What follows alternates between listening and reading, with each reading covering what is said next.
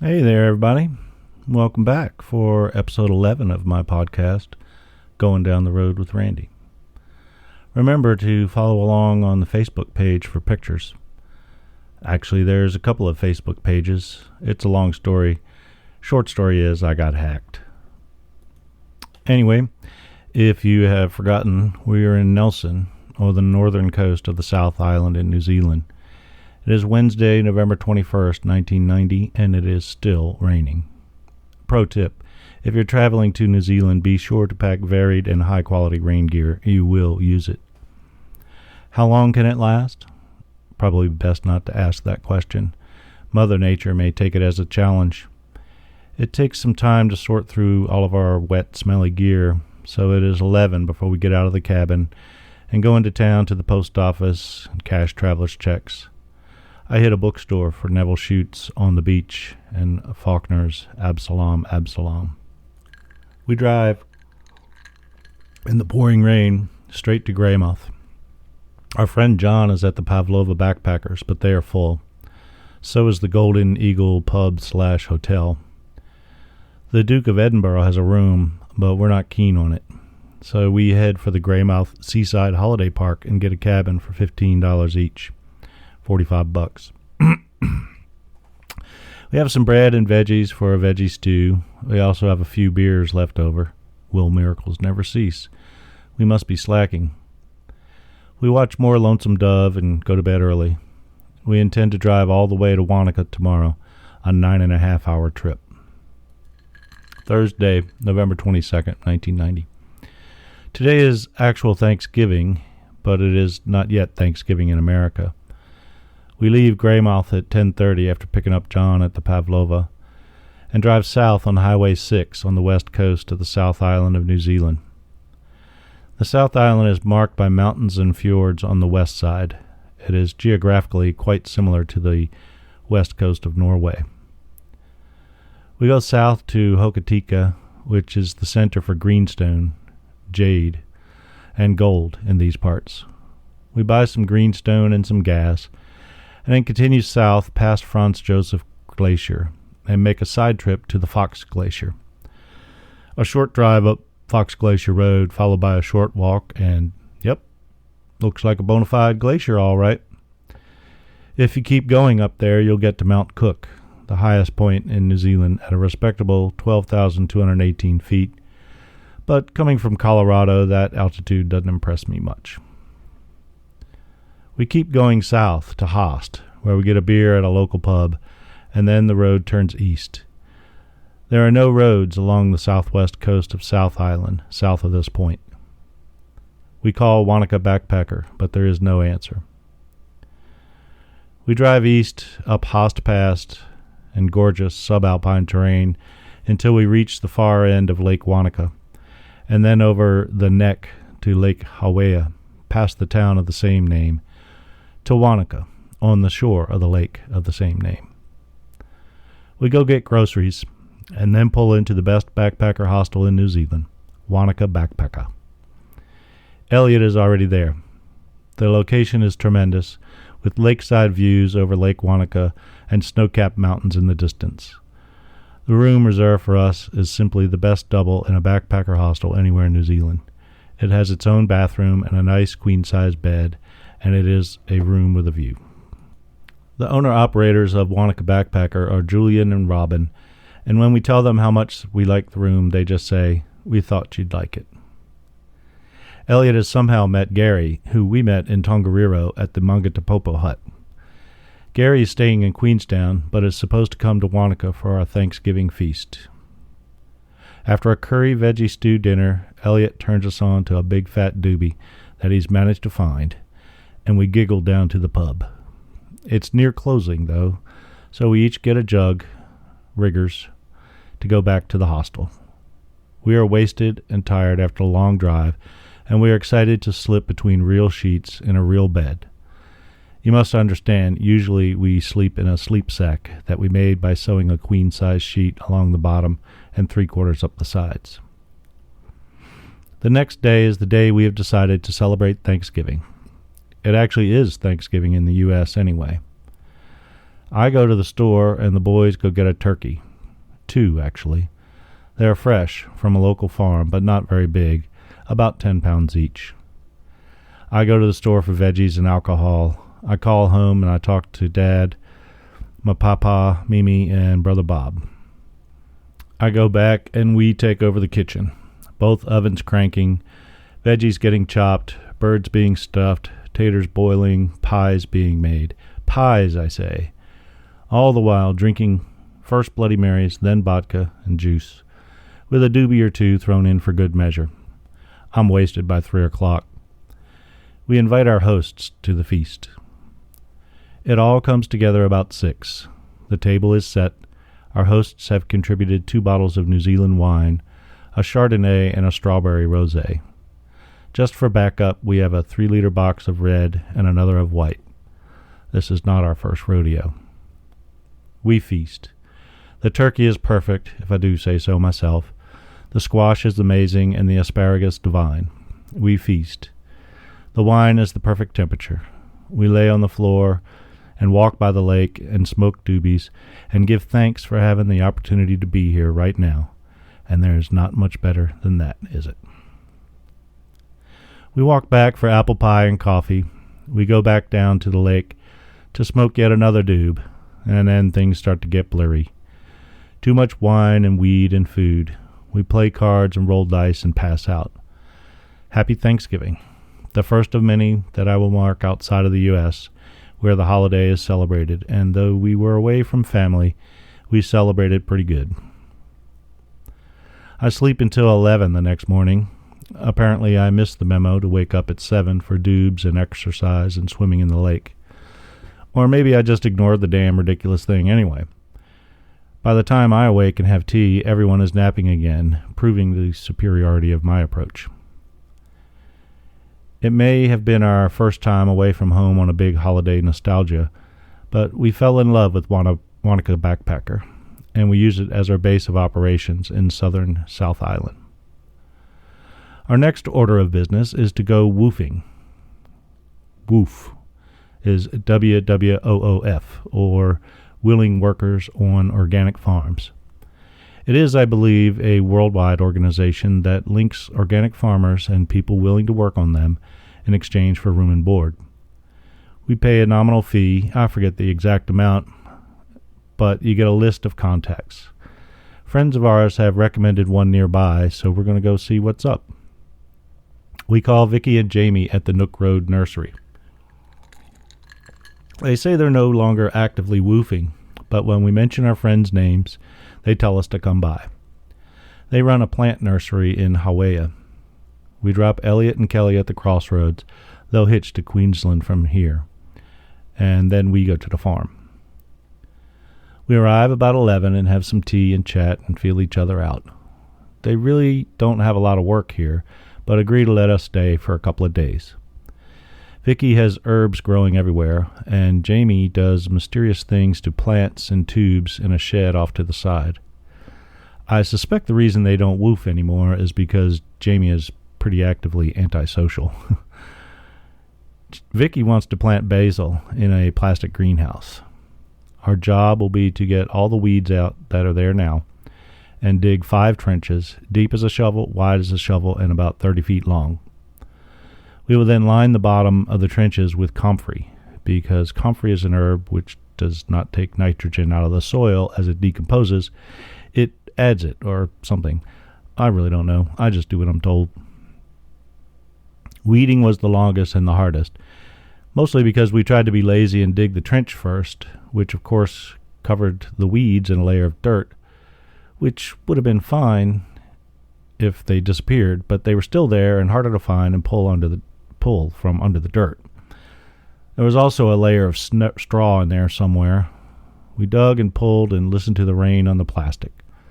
Hey, at least we're dry. It feels good to be hanging out with real live Kiwis again and to be doing work and getting our hands dirty. We work until about 6, and we have finished 3 trenches and all the tedious weeding. We'll finish the last 2 trenches tomorrow. We pull the car up to our humble quarters, a caravan or travel trailer that has not been used in a while and has seen better days, but it's just fine when we clear all the cobwebs out. It is in back beside another caravan that Jamie's brother was rumored to live in, though he was apparently even more antisocial than Jamie, and we never saw him. We wander around the farm and find their pet lamb, Joshua. They have 15 free-roaming sheep that they do not eat or shear, and I never find out their reasoning behind that. It may be for grass and weed control. I don't know. Joshua loves to be cuddled, but he has gobs of shit on his tail and is damp and smelly, so his appeal is minimal. We go to the main house for a simple dinner of tuna and pasta with roasted potatoes and steamed cabbage and leeks. Jamie opens up books of a comic strip called Foot Rot Flats by a guy named Murray Ball who lives in Napier, and also does a slightly better known strip called Stanley. I make friends with their kids, 3 boys, 6, 9, and 11, and the eldest and only daughter, Gabriel, who is 14. The kids soon drive me crazy, and we retreat to the safety of our cobwebby caravan. There's a beautiful alpenglow on the mountains when I go out to get water. The sun is not setting here until after 9:30 at night. Jamie says the latitude south here is comparable to Wisconsin.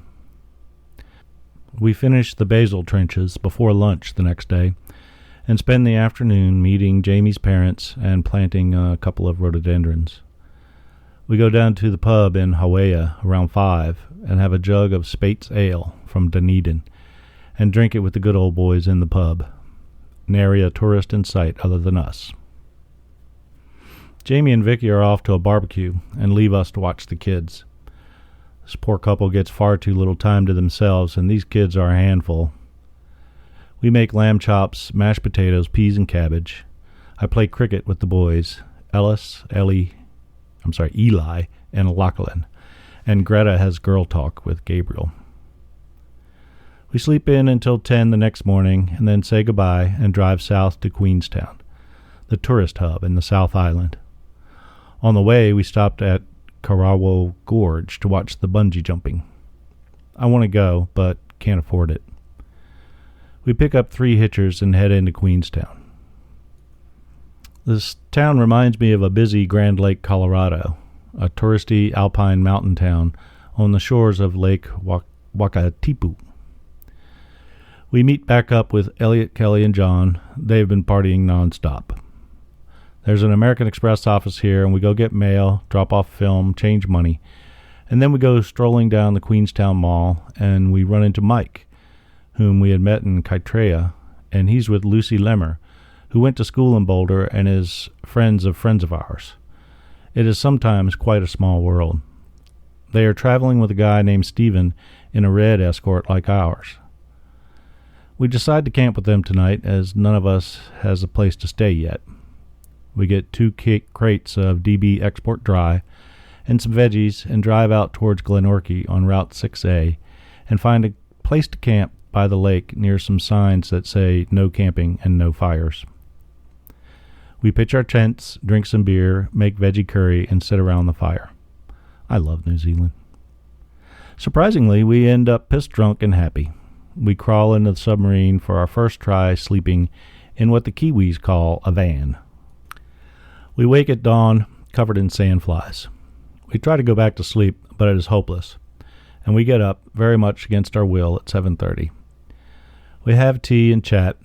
Lucy has just come through Thailand and Indonesia and writes out some recommendations for us when we get there.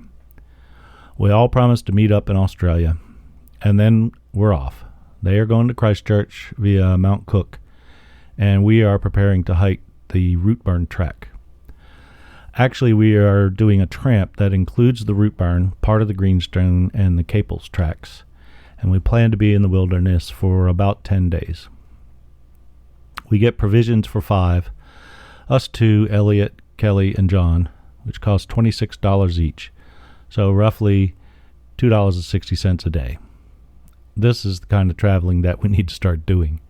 Money has been going fast. We get gas for our camp stoves and drive up to Glenorchy, and the country is more beautiful and alpine the higher we go. We get a bunkhouse at Glenorchy Holiday Park for $12 a night.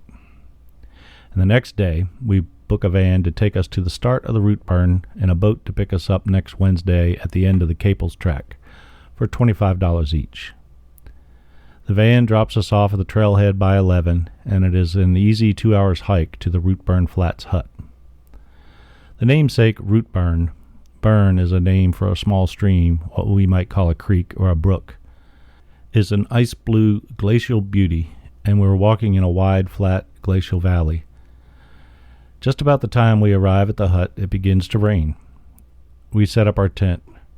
We have a really nice tent. We make a dinner of potatoes, cheese, and veggies. The plan is to hike to the Mackenzie hut tomorrow, which will be 5 hours, mostly uphill. We are now at 44 degrees, 45 minutes south latitude, and the sun is setting at 10 p.m. Saturday, December 1st, 1990. Kelly and John don't want to wait and start off. Elliot and I hang back and handicap ourselves with a doob, and then the three of us set off towards the Rootburn Falls hut and Harris Saddle. When we reach the saddle, the clouds are moving in and visibility is decreasing rapidly.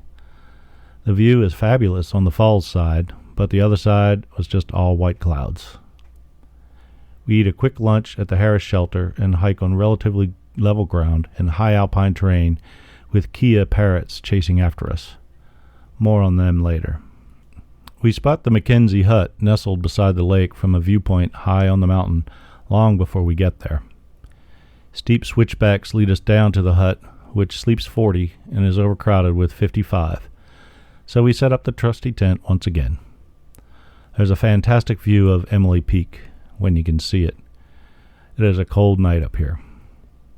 The Kias, alpine parrots, must be watched.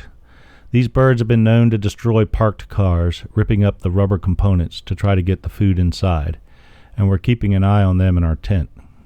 Their racket wakes us early, but I persist in sleeping. We spend a lazy morning lounging in the sun and throwing rocks at the Kias when they get close to the tent. It is only a 3-hour hike to Lake Howden, our destination for the day. The trail is level and the views are amazing. In places you could see all the way to the ocean or the sound, I'm not sure which.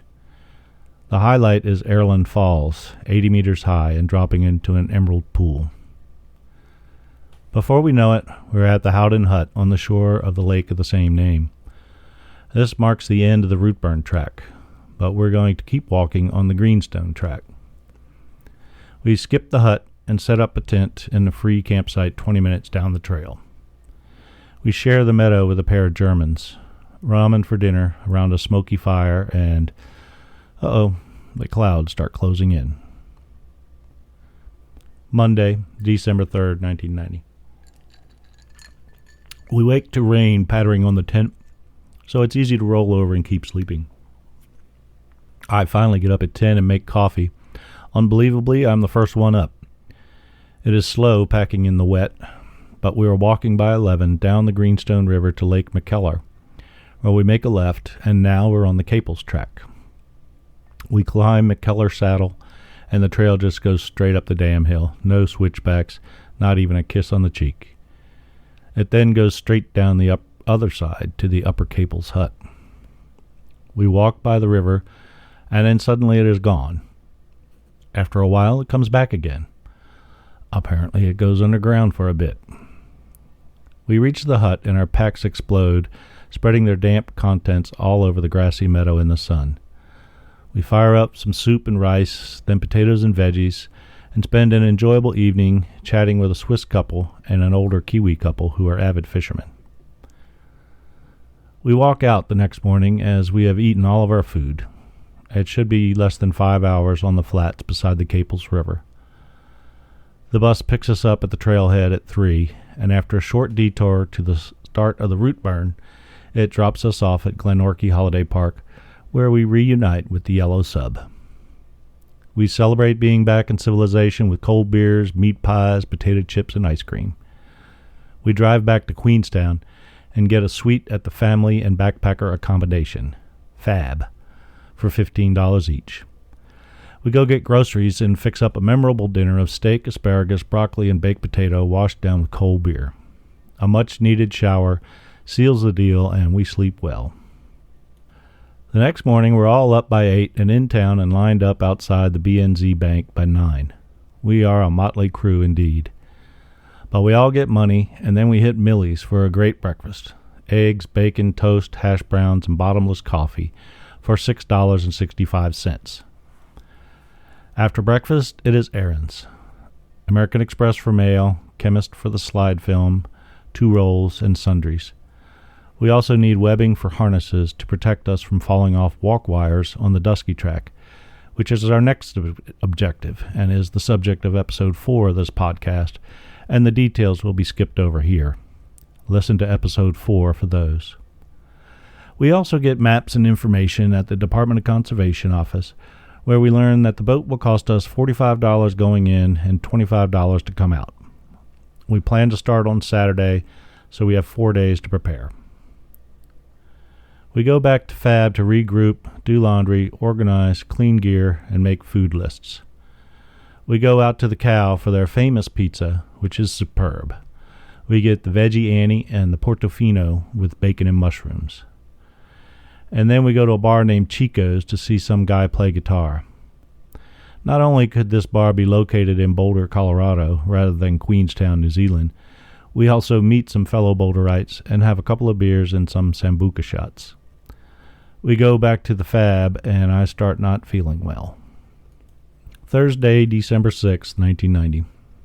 This is the day before episode 4 begins, and it basically involves packing up the gear we have strewn all over this place.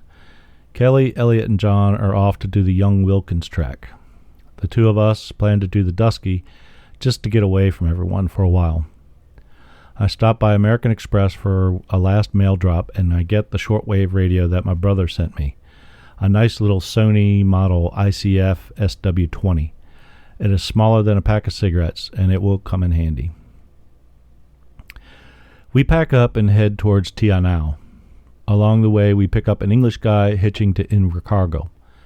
His name is Gary, and he plans to meet his friend, a Kiwi named Andrew, in Invercargill.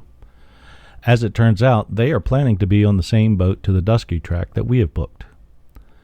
We drop him off in a windstorm in Lumsden, where we turn off to Tianau to go to the Fiordland National Park Visitor Center to fill out our intention forms for the Dusky Track. This is how the Department of Conservation guys know our plans. The Dusky is one of the most difficult and remote tracks in New Zealand. We get a room at the Fiordland Hotel for $16 each, and then go shopping for food supplies, and we spend almost $150. But we have been warned to bring food for almost 2 weeks, just in case. This turns out to be quite good advice. We sort and pack and sort, and then go out for an excellent Chinese meal at the Ming Gardens. After dinner, we drive the car to the Tianau Motor Camp and park it there for a $2 fee, and walk back to the room. We are prepared now to hitchhike to Invercargill the next morning. Our packs are mostly food. Here would be a good time to listen to episode 4 of this podcast, The Dusky Track, if you haven't already, as I will not cover that epic adventure again here, but I'll meet you when you get back. Oh, you're back. Well, put those wet clothes outside. I swear, I am damp to this day from that tramp, but I will never forget it. We check back into the Fiordland Hotel after retrieving our car. We do laundry, drink beer, eat fish and chips, and generally just enjoy being dry for a while. We take another hot shower and get to sleep in a real bed with sheets, and it is heaven. Thursday, December 20th, 1990. So the plan all along was for everyone to meet back at the Wanaka Backpacker, where Julie and Robin, after enjoying our Thanksgiving feast, have asked us to cook Christmas dinner for the entire hostel. But right now, we have damp gear strewn about. We have Wheat Bix cereal, sort of like shredded wheat, and banana, and it tastes damn good this morning. We are off by 11 to Fiordland Travel and ask about Gabriel, the same Gabriel who gave us a ride to Invercargill when we were hitching to start the Dusky Track. She had invited us to look her up, and we were always looking for a free place to spend the night and a chance to hang out with the locals. They tell us that she's in Milford Sound on the afternoon fishing boat cruise, so we decided to drive up there. And we're glad we do. The scenery along the way is nothing short of spectacular. First along a flat, grassy glacial valley until we reach the Divide, which is the other end of the Rootburn Track. Then we are surrounded by snowy peaks and waterfalls. It is magical. The road then dives into the Homer Tunnel with a gravel floor and water falling from the roof. It is long, too. We finally reach Milford, which consists of the THC Hotel and a gas station that sells gas twice a day. There are tons of tourist boats here to take excursions on the picturesque Milford Sound, dominated by majestic Mitre Peak, named for its resemblance to a bishop's hat.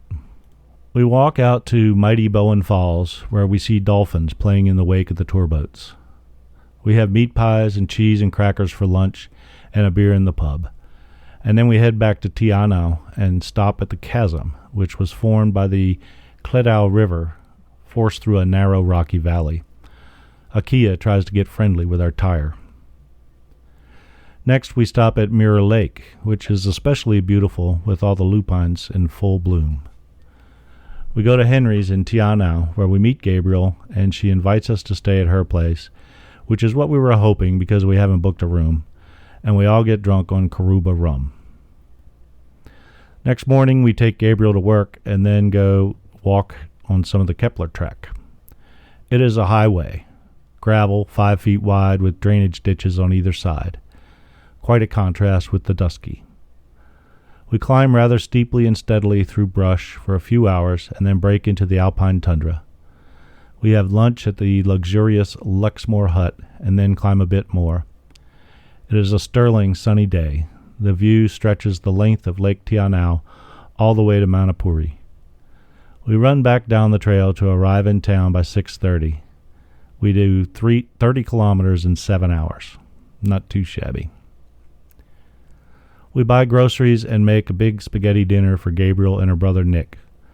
They have been so generous, and it has really helped us to save a bit of our fast-dwindling money supply. Saturday, December 22nd, 1990, we say goodbye to Gab and Nick and head back to Queenstown, where there are plenty of people out and about. We're still having trouble getting cash in Queenstown. I try the ATM, and the machine eats my card. Feeling pretty bummed, I go pick up the mail, and there's a card from Mom for $225 actual dollars. Our troubles are, at least for the time being, resolved. We clean out the car and treat ourselves to a nice dinner of sushi and sake. Then we creep around Queenstown in the car looking for a secluded place to sleep in it. The night is long, but the car is not. Next morning we have breakfast at Millie's, the last day of the special breakfast. And then it is off to Wanaka to have Christmas with the boys. We pick up an American girl hitching and drop her off in Cromwell, where we take a photo of the giant fiberglass fruit. Our room at Wanaka Backpacker is even better than our old room. Elliot is working here now, and he has made it like a fancy hotel, with a bottle of wine and glasses. They have stocked the large shower with soaps and lotions. It makes us really feel wanted and pampered and missed. The Dusky Track has taken a lot out of us. We make ramen and veggies for dinner and call it an early night. Because the next day is Christmas Eve, and there's lots to do. First, I have to go back to Queenstown to get my credit card and change some money. Queenstown is a madhouse. It takes me 20 minutes just to park. I go to the bank, but they won't give me my card. They promised to send it to Christchurch, our next destination, for me to pick up there. I try to reason with them by pointing out the obvious, I am here now, but no dice. I buy a few small presents for Christmas, and then zoom back to Wanaka to buy groceries.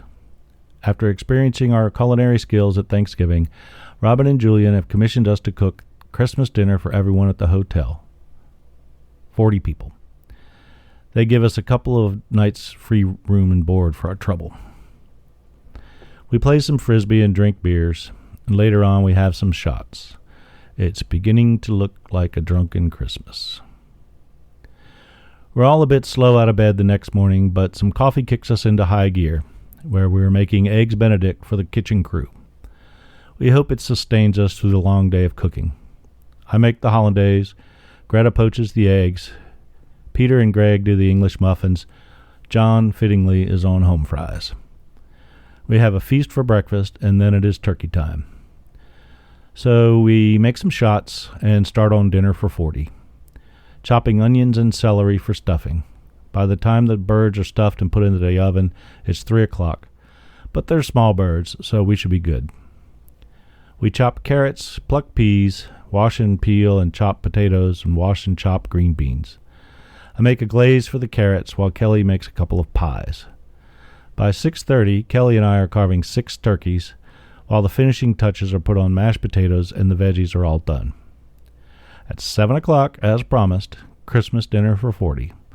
Roast, fresh turkey, gravy, mashed potatoes, green beans, glazed carrots, and peas.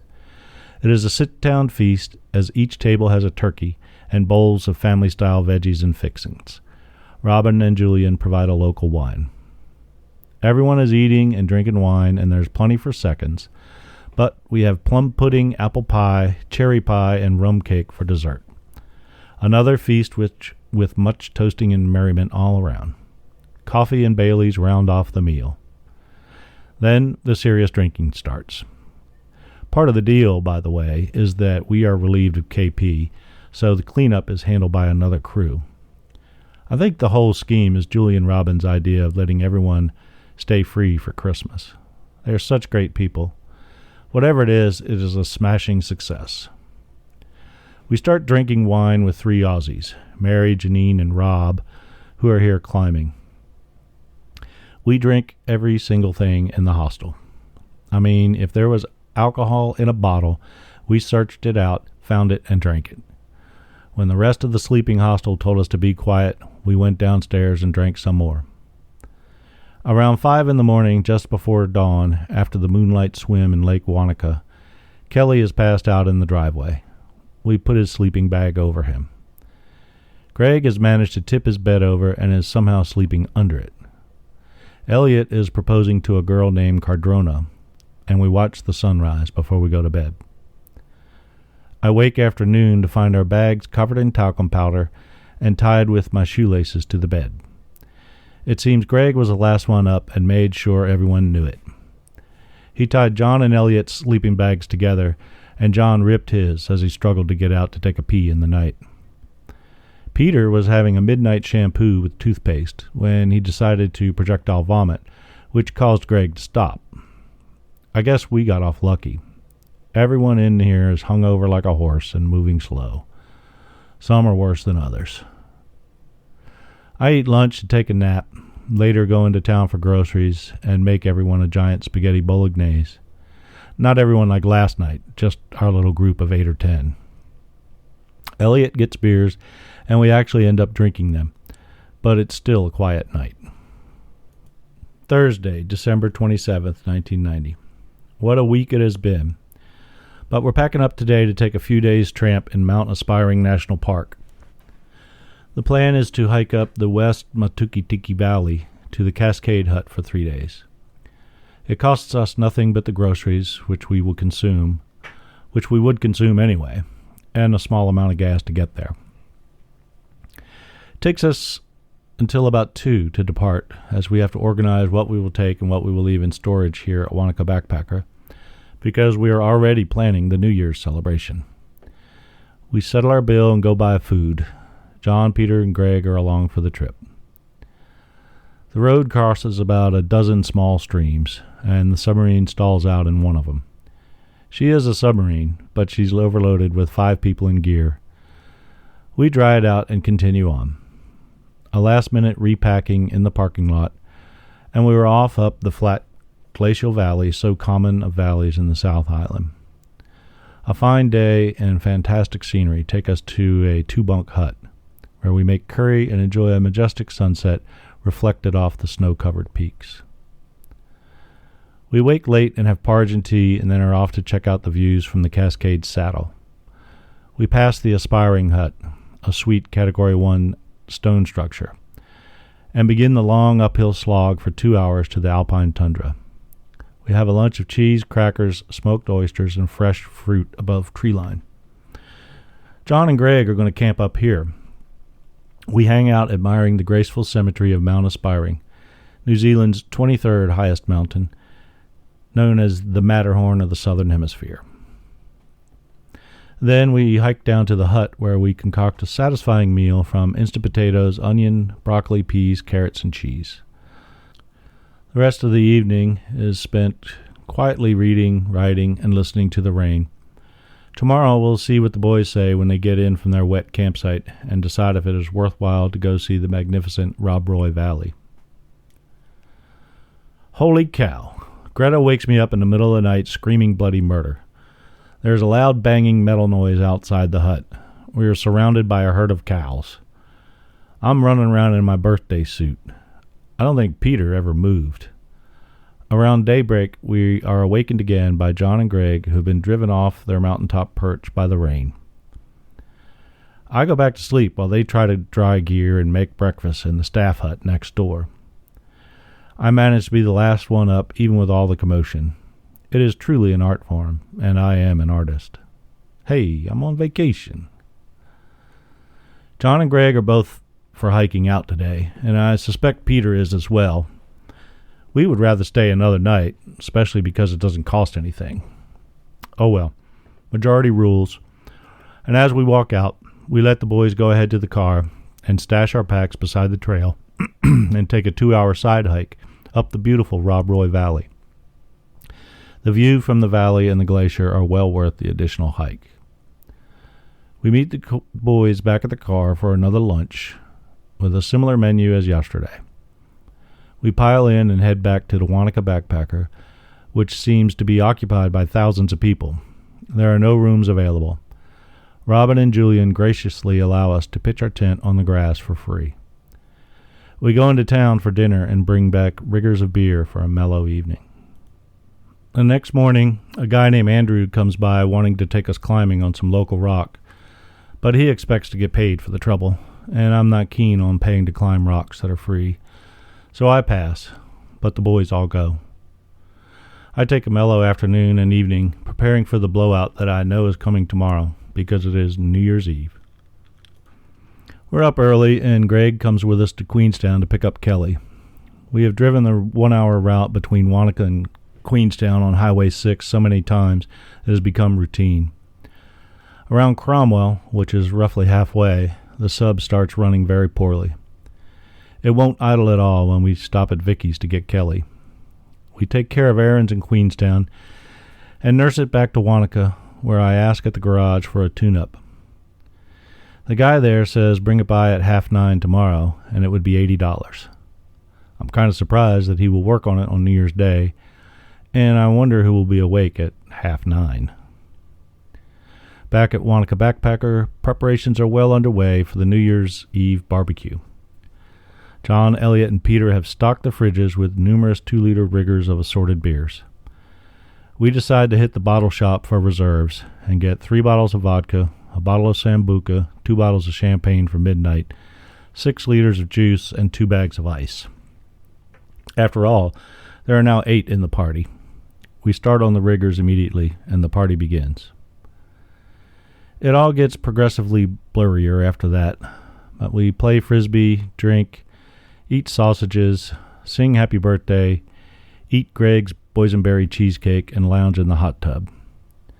The hot water percolates straight to our brains, and we're officially piss drunk. It's nearly midnight, so we hop out for a couple shots of Sambuca, followed by champagne. This proves to be a deadly 1-2 punch for Greta and Elliot, who promptly pass out, just as we begin some serious blues harp playing with a jolly Swiss fellow who also happens to be quite a proficient yodeler. We decide to take the show on the road and go into town, but we're hijacked by a group of Kiwis who want to take us to a party. But the party does not materialize, so we head back towards town against the flow of partiers, thus exchanging many greetings, and everyone is drunk and happy. We go back to the hotel, ostensibly to get shoes, but once there we realize how drunk we are, and we decide to stay and drink some more, fearing that if we head into town now, we're going to end up in a gutter somewhere. Greg, John, and Kelly pass out, so Peter and I are left to exact revenge for the Christmas Eve pranks. We get a permanent marker and creep into Greg's room, against the wishes of the two frigid Canadian girls who are his roommates. We give him an American flag tattoo with a caption that reads, "I wish I was an American." I think I pass out shortly thereafter. I'm up after 9 to take the car in, still too drunk to be hung over. I drop the car off and stop at the grocery store on the way back. I cook up a huge breakfast of hash browns from the leftover potatoes and a cheese and avocado omelet. I thought we had leftover sausages too, but I was wrong. With a full belly, I head back to bed for a nap. I wake up in the afternoon to pick up the sub, which is now running like a top. We have stir-fry for dinner and finish off the 2 riggers and the half bottle of vodka that somehow escaped being drunk last night. Wednesday, January 2nd, 1991. We have less than 2 weeks before our visas expire and we have to leave New Zealand. So we say our goodbyes to Robin and Julian and pack up the sub with Kelly and Elliot, and we're off before noon up Highway 8 and then 80 along the shores to Lake Pukaki to Mount Cook. There are tons of tourists here to admire the full glory and splendor of the mountain rising out of the lake and its glaciers into a bluebird sky.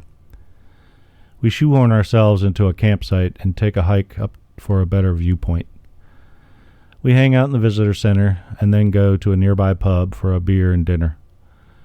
We hike back up to watch the sunset behind the mountain, and the alpenglow is gorgeous. The sun goes down while we tip up a bottle of wine. Then we retreat to snug sleeping bags. It is cold up here. We have to leave early the next morning because Elliot is meeting his cousin in Christchurch. She gets in at 1:20 and it is a solid 4-hour drive to get there. The sub is humming along at 60 most of the way. The countryside on the east coast of the South Island is flat and boring compared to the alpine valleys we have been in. We get to the airport with 15 minutes to spare, only to be told that the flight is delayed, but only by another 15 minutes. We call ahead to the Pavlova to book rooms, and somehow we fit all 6 of us and gear into the submarine and navigate the one-way streets of downtown Christchurch to the Pavlova, where we share a 6-bed dorm room and we hang our damp tents out to dry. We're not really liking this place. There's no key for our door, and there are only 2 bathrooms on this floor, which has about 100 people staying on it. We go out and get a late lunch, and I go to the B&Z Bank where I finally retrieve the credit card that got stuck in the ATM in Queenstown. It is a relief to have it back because we need to buy transport back to Auckland. We have Chinese food at a place on the Cashel Street Mall, and then go hear a lively Irish band called Black Velvet. We go back to the dorm to find that Elliot, as minister in the Universal Life Church, has married Nancy and Gary. I mean, he couldn't have waited until we got back? I have trouble sleeping because the city is so fucking loud. Take me back to the country. Friday, January 4th, 1991. Everyone checks out and moves to Foley Towers, also known as Avon View. Greta and I have made contact with a friend, Dana, who lives here, and has graciously invited us to stay with him and his parents. He also has an Aussie friend named Mark staying there, and his parents are out of town, so everything is cool. We drop stuff off at Dana's place and then go back to the gang at Foley Towers. They are going to the Botanical Gardens. We need to book our trip to Auckland. It is $133 for a bus and ferry combo, but we can get a standby flight with our student cards for $157, so we're flying, hopefully Monday morning. That done, we go to the Botanical Gardens and then back to Dana's, where we learn we are going to a barbecue. We meet his friends Ian and Karen, and Dana's girlfriend Julie is there. We have cold beers and talk and laugh. We go meet Elliot, where we formally turn over the keys to the yellow submarine. Remarkably, we put 3,710 miles on that little car in less than 2 months' time, and it never once stranded us. I'm certain at least 1,000 of those miles were driving between Wanaka and Queenstown. We have bequeathed the car to him, and he will use it for the remainder of his time in New Zealand, and he will sell it when he leaves and pay us when he meets us again in Australia. in a few months. He has extended his visa to stay longer in New Zealand. This arrangement saves us the hassle of selling the car. We party a bit with Elliot and Kelly at the loft, where some drunk-ass girl keeps showing her tits, and then we have to take a taxi back to Dana's, where his parents have returned, and he forces us to meet them, even though they are in bed. Somehow we manage to wake up at a relatively decent hour, and we properly meet Dana's parents. We have breakfast, and then all go to the beach at Sumner, where we spend a little time on the sand and a lot of time in the pub. We go to Julie's house for a game of Pictionary and delivered pizza that tastes so good. Dana stays there, and we go back to sleep at his parents' house, and weirdly, it is not weird at all. Sunday, January 6th, 1991. We're up early and go for a leisurely drive out to the scenic Akaroa Peninsula, where we stroll around and have fish and chips. We buy a nice yellow calla lily for Dana's parents' garden as thanks for their amazing hospitality. We have a few rounds at the Hilltop Inn overlooking beautiful Akaroa, and then go back and tidy up because Dana's parents are treating us to an excellent steak dinner. It has been a pleasure to spend a few days with these friendly folks. Early the next morning, Dana takes us to the airport, and we get on the first flight at 11, and by 1 o'clock, we're back in Auckland. We call Andrew from the Dusky Track, and he says, "Come on out." So we do. He lives in Torbay, well north of the city center, so we take the super shuttle into town, and then catch a bus out to Torbay, arriving there around 4 p.m. He picks us up and takes us to his parents' place, which turns out to be a large horse farm on a hill. It is very nice. We're having trouble reading the vibes we're getting, so it's difficult to relax at first. But his parents, Brian and Madeline, seem very nice. He also has a brother, Mark.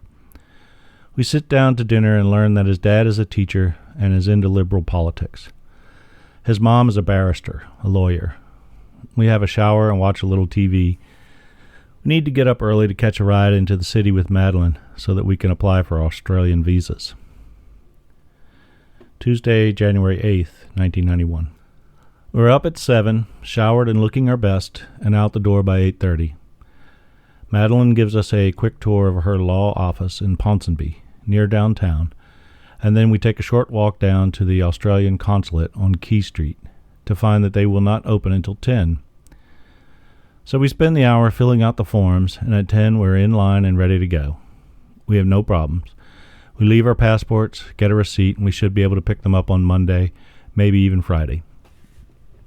We wander around Key Street and the Oriental Market. On the way back, we pick up ingredients for lasagna, and then call Andrew, who picks us up at the bus stop. We prepare a huge lasagna feast, complete with salad, garlic bread, and lively conversation. And we're in bed early. Clean living, baby. The next morning, we go with Andrew and drop his mom off at work, and then go to the zoo, where we finally get to see the signature bird of New Zealand, the kiwi.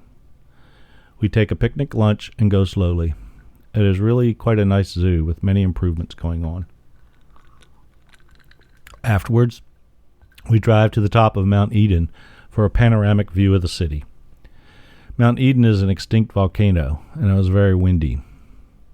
We hit the Victoria Park Market, which is touristy but nice, and have a beer at the corner bar and watch the cricket.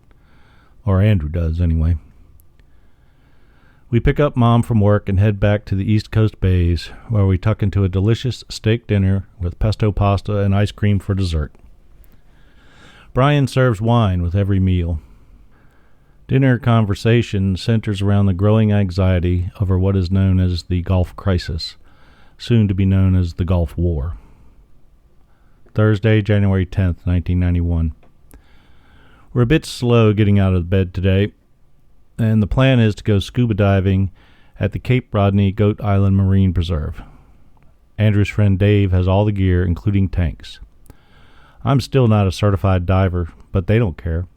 And it's not too deep, so yeah, a bit crazy, but what the hell, why not? Dave and Andrew dive, and then it is our turn. There are lots of people and divers. It's a beautiful sunny day. Underwater is teeming with life among interesting rock formations.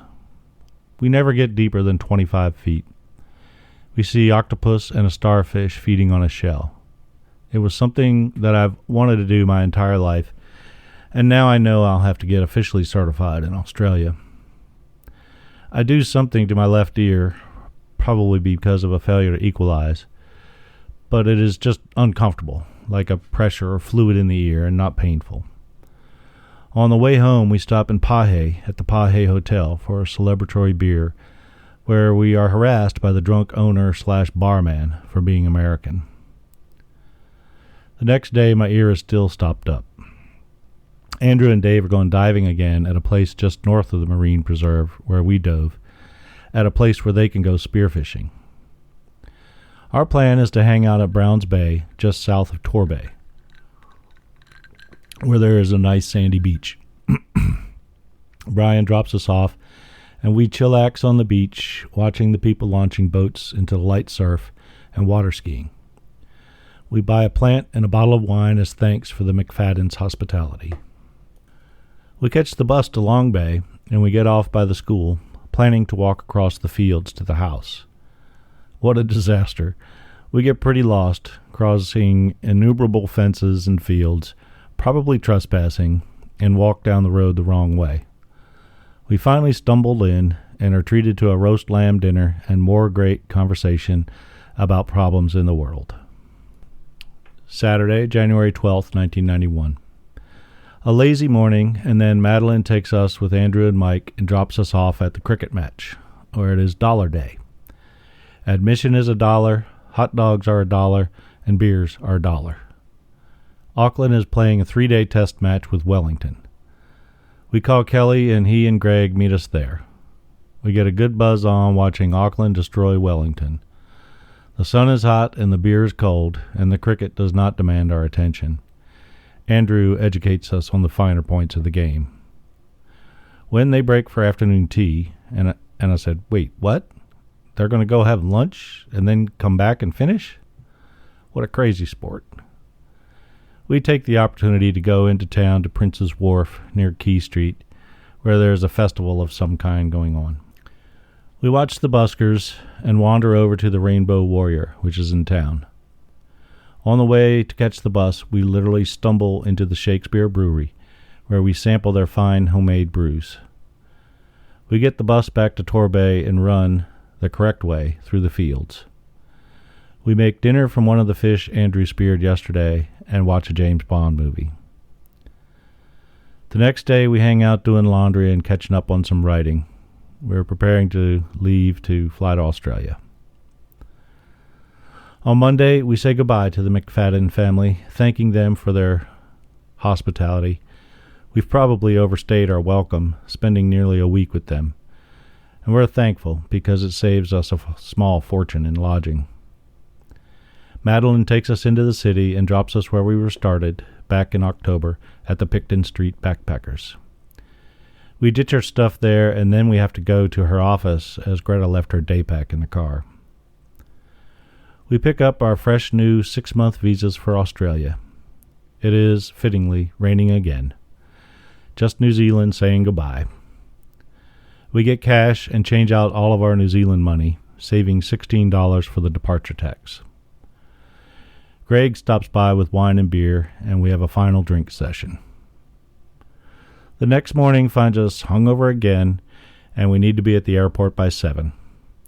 Kelly is also flying out to Sydney today on a different flight. We get Bloody Marys at the airport bar, and before we know it, we're in Sydney, where it is hot and muggy. And that about wraps up New Zealand, people. It is one of my favorite places, and in retrospect, I sometimes wonder what would have happened if we had extended our visa to stay here longer and work, instead of working in Australia. But oh well, shoulda, woulda, coulda, can't change the past.